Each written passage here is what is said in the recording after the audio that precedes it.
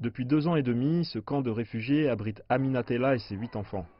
Comme elle, ils sont des millions à devoir vivre dans ce type d'endroit, souvent surpeuplé et insalubre. Pas moins de 11 personnes vivent dans un petit espace comme celui-ci. Parfois, ils sont encore plus nombreux. Et cela, bien sûr, augmente le risque de propagation du coronavirus. Ce coronavirus, on en a entendu parler. On nous a appris à nous protéger en nous lavant les mains et en les désinfectant, en utilisant un masque et en pratiquant la distance sociale. Nous avons appris que les symptômes étaient de la fièvre, une toux et des difficultés à respirer. Nous prions Dieu de nous protéger de ce coronavirus. J'utilise un masque facial qui nous a été donné et quand je suis à la boutique, nous essayons autant que possible de maintenir la distance sociale. Mais les responsables du camp et les organisations humanitaires ont intensifié leurs efforts en matière de prévention. En plus de l'hygiène personnelle générale, ils ont également introduit des contrôles de température et interdit les rassemblements. Gérer l'alimentation et la distanciation sociale n'est pas un problème dans le camp de Buo.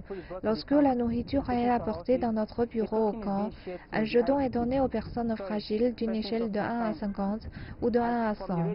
Une fois que ce jeton leur est distribué, moi ou l'un de mes collègues appelle les numéros, les personnes se présentent, se lavent les mains avec du savon et de l'eau et les désinfectent, puis la nourriture leur est distribuée.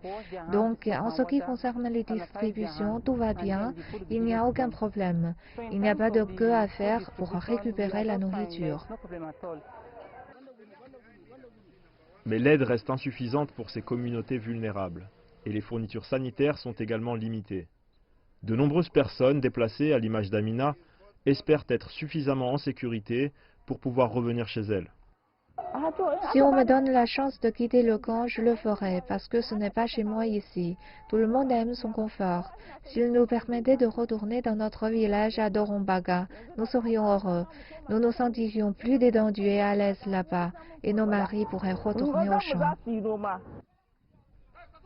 La pandémie de Covid-19 s'est déjà propagée dans les provinces du Nord-Est. Ici, les groupes vulnérables sont plus susceptibles de contracter le virus.